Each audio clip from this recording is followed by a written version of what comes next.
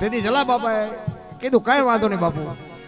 એ બાવડું પકડી અને વીરબાઈને લઈને આવ્યા અને કીધું કે બાપુ બૈરું જોવે છે ને કે હા કે હાલ્યો.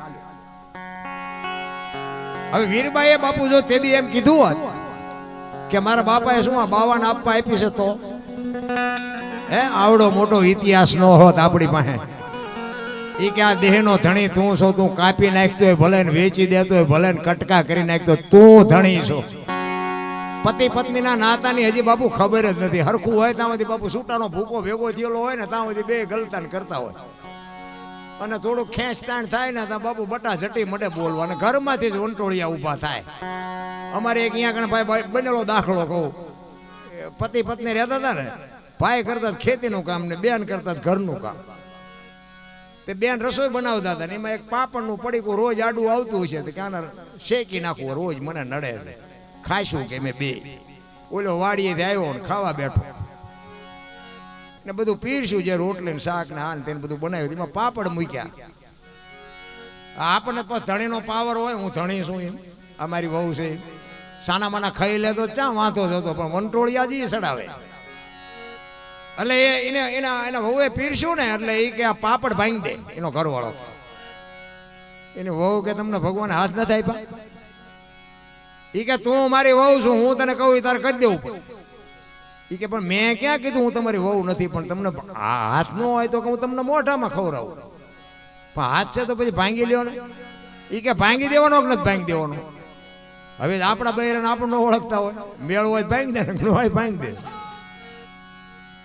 એટલું જો આપણે આપણા બૈરાને ઓળખી ન વાગતા હોય ને આવો વંટોળિયો ચડાવો આ ઘર હાલે, પછી દાણા જોરે મેળ પડે. ઈ કે બેને કીધું કે સાના મને ખાઈ લો અને આ ખોટું પાડોશી સાંભળશે ને 5 જણા ભેગા થાય છે આપણે ભૂંડા લાગશું. ઈ કે ભાંગી દેવાનું નથી ભાંગી દેવાનું? ઈ કે નથી ભાંગી દેવાનું. ઈ પાપડ ન ભાંગ્યો અને ઘર ભાંગી ગયું એ રખડે બે. હવે કે સમાધાન કરાવો ને હવે તમારાથી ભલામણા પાપડ નો ભાંગે બૈરા રે. આ સાના માના ગળસી લેતા હોય તો અને અડધે ભાગ્યા પછી કોણ બાપો સાંડલો કરે? જે હોય નિભાવીને બાપુ આપણું ગાડું જે હોય ને, આપણા ઘરના 5-7 સભ્ય હોય ને બાપુ, બધા રૂપાળાય ન હોય, બધા હોશિયાર ન હોય, બધા હરખું કમાતાય ન હોય, બધાને નિભાવી લેવાની વાત છે. ભલામણા અમે તો આ સાધુ સંતો ભેગા ઘણી જગ્યાએ જઈએ ને તો પછી સાધુ સંતોને એમ કે હાલો હાલો બાપુ અમારે ઘરે પગલા પડાવવા. પછી અમને ભેગા લઈએ, હાલો હાલો બાપુ તમે હાલો. અમે એમ કે ભાઈ સાધુ સંતોના પગલા હોય અમારે શું પાડવાનો? ના ના ના બાપુ હાલો હાલો આપણે જઈએ, હાલો એમ થાય રાજી થાય. પછી અમે ત્યાં જાય ને એટલે ચા પાણી કરીને જાય ને પછી મજા આવે બધાને. પણ ઘરે જાય ને તો ઘરે બહાર એમ કે બહાર ઉભા રહેજો પગલા પડશે, પોતા કર્યા છે. આપણે એમ થાય ઓલા ધરા હાર પગલા પડાવે છે, મફત પાડી તો ના પાડે. આમાં શું સમજવું? પણ કહેવાનો મારો અર્થ શું છે? બે હાચા છે, બે ને નિભાવી લેવાની વાત છે. આ પગલા નથી પાડવા દેતા ને એ હાચા છે, પગલા પડાવે છે એ હાચા છે. શું કામ? તમે એક જ દી પડાવવાનો છો, ઓલા 360 દી રોટલા કરી દેશે, એનું વિચારવું પડે. એટલે આપણે વંટોળિયો ઊભો ન કરે, જે હોય ને સ્વીકારી લ્યો બસ. એટલે જ મહાપુરુષો કહે છે એ નથી મફતમાં એ જ મળતા એના તો મૂળ ચૂકવવા પડતા સંતને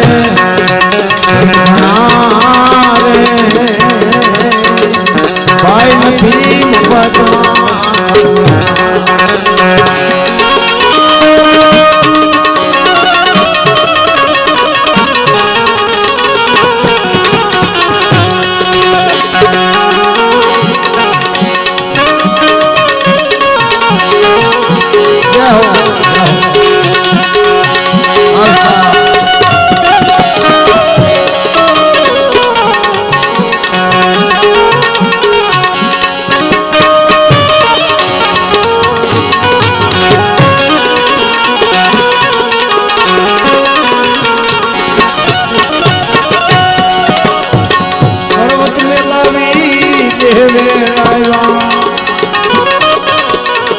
કાળજા કાપી ધરતા, કાળજા કાપી ધરતા, પર્વત મેલાવી દેરાયા, કાળજા કાપી ધરતા, कालजा कापी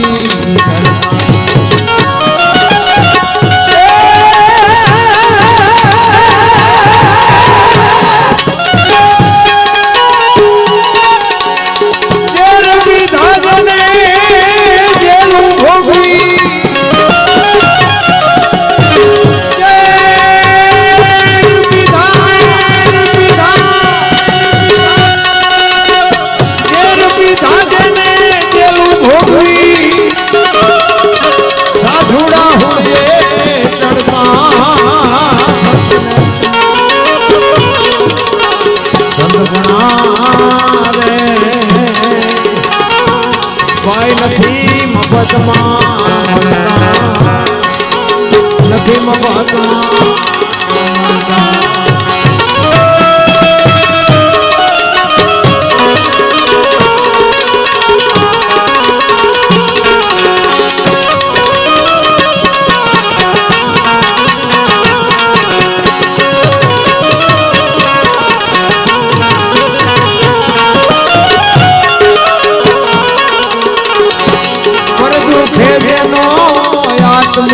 દુખી રુદિયા જેના રડતા એ રુદિયા જેના રડતા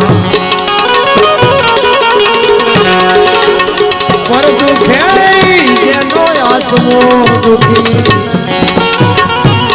રુદિયા જેના રડતા રુદિયા જેના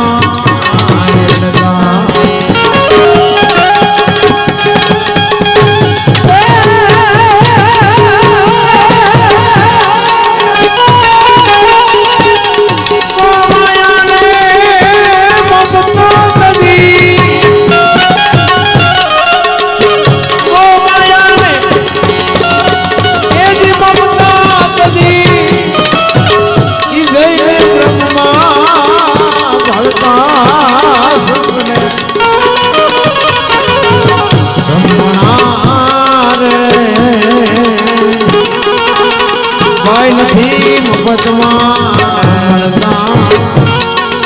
નથી મફતમાં મળતા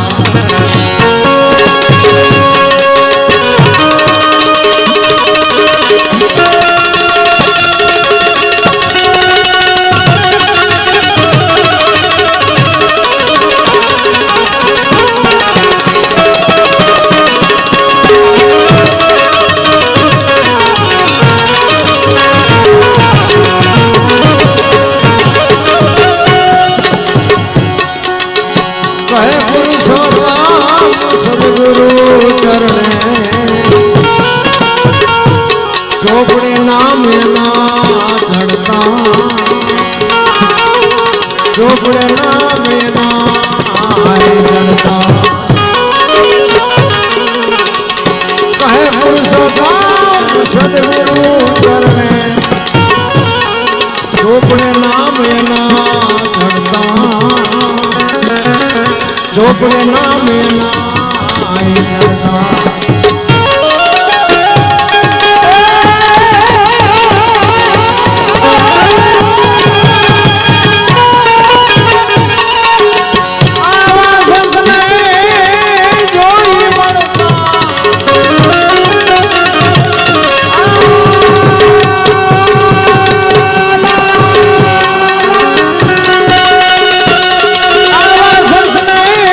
જોઈ મને